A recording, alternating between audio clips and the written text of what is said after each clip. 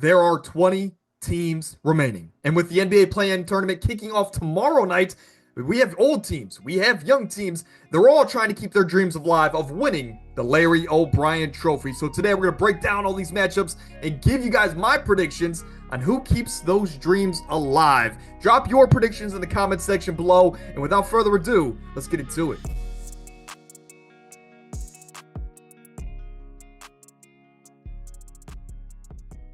We're going to kick it off here with the 9-10 matchup with the Chicago Bulls hosting the Miami Heat. The Chicago Bulls were 3-0 in the season series, as two of those games were at home, which you expect them to come out with an advantage. But all of those actually came after the NBA trade deadline. So I bring that up to say that Jimmy Butler getting traded middle of the season is not a factor in how the season series played out. The Chicago Bulls, no doubt about it, coming to this game filled with youth as they're led by Josh Giddey, who in this season series gave incredible performances. 26, 10, and 10. He averaged a triple-double against the Miami Heat. He even made about 2 to 3 three-pointers a game, which he's not really known for. But hey, he balled out against the Miami Heat.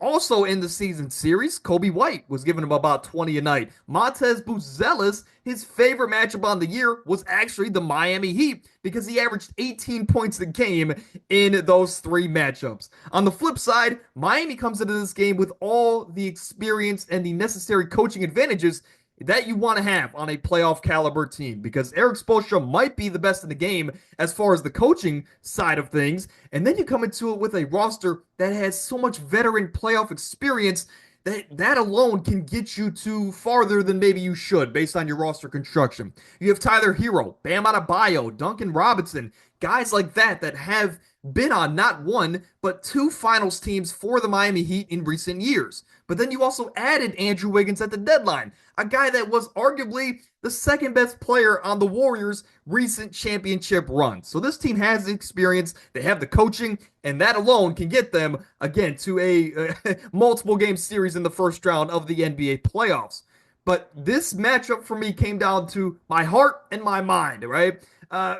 My heart tells me, man, I want the Chicago Bulls because they're so fun to watch to win this game at home and keep their dreams alive.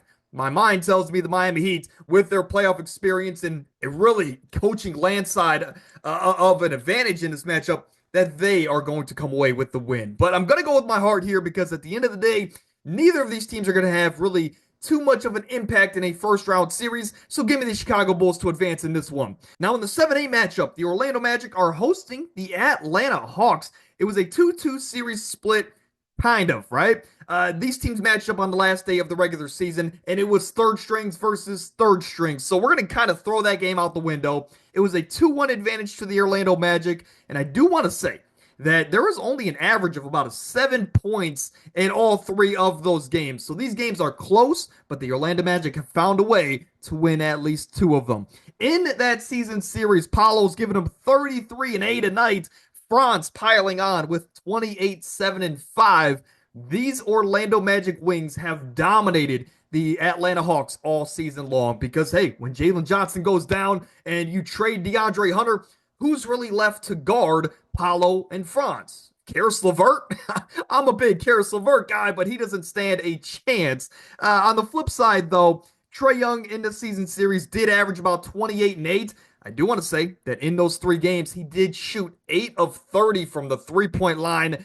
So only about 26%. Not great from Trae Young. And when you're facing the best defense in the NBA, which is the Orlando Magic, you can't have that kind of a performance, especially on the road. However, we know Trae Young steps up to the plate. We know he likes to make a lot of things fun and interesting in the playoffs. I just don't think it happens yet. I'm going to go with the Orlando Magic in this one. And despite winning this game at home, they get rewarded by playing the defending champion Boston Celtics, who I still believe are the team to beat in the NBA. So that sets up a Chicago Bulls Atlanta Hawks matchup where the Hawks will be at home in that one. So that is important for somewhat of a degree. It was a 2-2 series split. Chicago won the first two. Atlanta won the last two. There was an average, however, in these games, an average 243 total points a game. So expect these teams to be just shooting fireworks left, right, and center. It's going to be a 120 to 125 kind of a game which would be immaculate to close off the play-in tournament. When you look at the stats of some of these star players on both sides, nothing really blows you away. On one side for the Bulls, Giddey averaged 13, 7, and 7, which are good numbers, just not what he was doing against other teams. Kobe White giving you about 19 points a game, which again, it's not crazy. Vucevic, 17 and 12. Vucevic actually kind of had the best numbers in this matchup, which is surprising with the fact that Double O was on him as well as Clint Capella. On the flip side for Atlanta, Trae Young averaged 22 and 14, which are kind of crazy numbers, but for Trae Young, those are just Trae Young numbers, so you kind of get accustomed to it, right? Double O only averaged about 10 and 9 a game. Dyson piled on about 14 points and 7 rebounds, despite being a shorter guard. This matchup's interesting, but at the end of the day, I'm going to go with the team that has the experience in the Atlanta Hawks.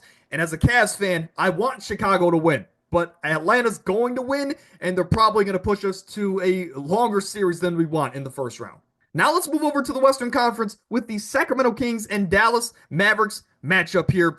I just can't look at the season series or any of these players' numbers at all, because on one side of the spectrum, De'Aaron Fox, which was a franchise cornerstone, was traded away from the Sacramento Kings, and they brought in Zach LaVine. That's only one side, and that's not even the crazy side. Dallas, we know what kind of a roller coaster season it's been. You traded Luka. Kyrie got hurt. AD, you traded for him. Incredible first game, but he didn't even finish it because he got hurt. He returned recently and almost had a quadruple-double, but still, it's been a roller coaster of a season for the Dallas Mavericks. So I'm not going to look at the regular season series between these teams, and honestly, I don't even know who won it. But I do want to say that when you strip all of that away, it's a one-game setting. Sacramento's at home, which is key because they have one of the rowdiest home crowds. But I want to look at just the players, and I want to look at the coaching advantage. The coaching advantage, I think, is a landslide in favor of the Dallas Mavericks. Let's keep in mind the Sacramento Kings fired Mike Brown back in December, so Doug Christie is their coach for this game. At the end of the day, though, when I look at these teams' construction, I just think that Sacramento has more. I do want to say that, sure, the coaching advantage and the best player in this game is in favor of the Dallas Mavericks. Anthony Davis is the best player in this game, and of course, Jason Kidd, big head coaching advantage in that regard. But when you look at the overall rosters, Anthony Davis cannot have an off night. He cannot have one of those 13 to 18 point games. He needs to dominate like New Orleans Pelicans Anthony Davis. If he does not do that, I think Sacramento comes away with a win. I mean, DeMar, he's been in the play in almost every single year. He's been in the playoffs many, many times. He's been here, he's done that. He's ready for the moment. Zach LaVine, this is really his first playoff basketball in years.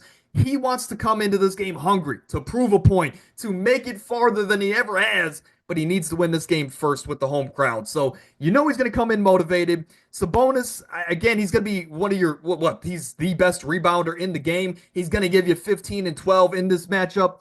With the home crowd, with the fact that you also have Malik Monk, Keegan Murray, I'm going to have Sacramento moving on to keeping their playoff dreams alive. Now let's move over to the 7-8 matchup with the Golden State Warriors hosting the Memphis Grizzlies. This has been a rivalry the last couple of years, but Golden State always gets the upper hand, and honestly, I don't see that really changing in this one. Golden State was 3-1 in the season series. Only one of those games included Jimmy Butler, who at the beginning of April, I believe, had 27.6 rebounds and 4 assists. He could not be stopped against the Memphis Grizzlies. And you might say, hey, that stat line was who carried them throughout the game. I would disagree, because Steph Curry had 52 points and 12 threes in that early April matchup against the Grizzlies.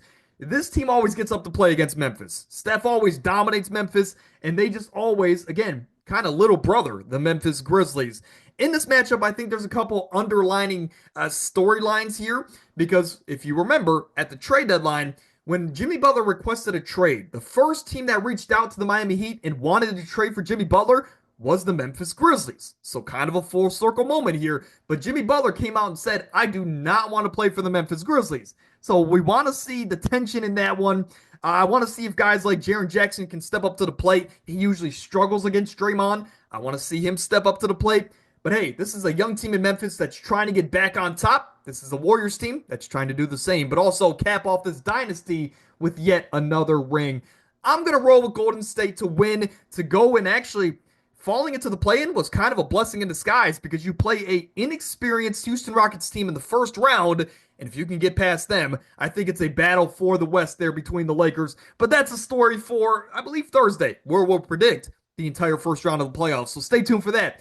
For the Memphis Grizzlies and Sacramento Kings series, Sacramento won it 2-1 in the regular season. And two of those games, I do want to say, came with De'Aaron Fox before he was traded to the San Antonio Spurs. The one game that they played without De'Aaron Fox, the Kings won by 10 points there in March, but no Ja Morant. So you can't really look at the regular season series and really gauge how this matchup specifically is going to look. But I do want to say in that game that Ja Morant missed, where the Kings won by 10 with Zach LaVine, Desmond Bane had 44 points and 7 threes. So they're going to need something like that to win this game. I do want to say, interesting storyline here. Both of these teams fired their head coach in the middle of the season. Mike Brown was let go in December. Of course, Jenkins was let go a couple weeks ago for the Memphis Grizzlies. So it's a battle of teams that have struggled to get over the mountain, and it's a battle of teams that have fired their head coaches in the middle of the season. I think the best player in this game goes to the Memphis Grizzlies, given that they have Ja Morant.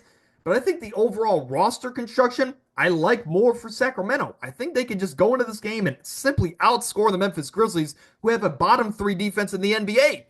I'm going to go with the Sacramento Kings. And I think the Kings, with Domantas Sabonis, who has dominated Chet and Isaiah Hartenstein in his career, is going to set up an interesting first-round series where you have youth and the best player in maybe the game in Shai Gilgeous-Alexander versus an experienced Sacramento Kings team. Interesting first-round matchup there, but the Kings will move on to the first round of the NBA playoffs. So I know that was confusing. I know that was everywhere, but here is a quick look at how I'm predicting the playoffs will look going into the first round. On the Western Conference, we have Oklahoma City taking on the Sacramento Kings. Denver facing the Clippers. The Lakers will host the Minnesota Timberwolves, which will be fun and is already talking shit.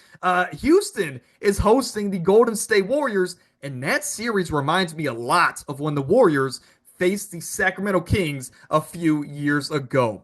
In the Eastern Conference, my Cleveland Cavaliers top off the conference with the number 1 seed, and we are in a bit of a rut right now, so hopefully we can kind of hit our stride here against the Atlanta Hawks in the first round. But honestly, with the Hawks being the team that faces the Cavs, they're going to push this series to 6 games. I just already know it.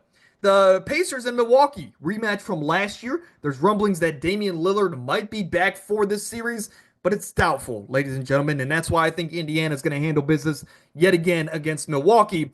New York and Detroit in an old-style, gritty, tough physical matchup. At least that's what it's projected to be. Exciting matchup in that regard. A lot of young star guards in that one.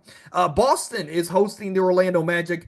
I just think Boston's going to run away with this series. I think it's going to be a 4-0 sweep, but it's going to be a tough 4-0 sweep. So Magic fans, don't be mad. I really think Boston's going to repeat if everybody stays healthy. I mean, we saw it last year without Kristaps. Imagine him healthy for the entire playoff run. Could be dangerous. But that's it, man. Episode 270 on the podcast. We're approaching 18,000 subscribers. So if you enjoy, support us down below. And of course, tell a friend to tell a friend. Outside of that, drop your predictions in the comments. I'll get back to everyone as quickly as I possibly can. And on Thursday, we're going to give you my first round predictions of the NBA playoffs. There we go. I said that wrong, but I'm not cutting that out. Stay with me here. NBA playoff first round predictions on Thursday. See you then.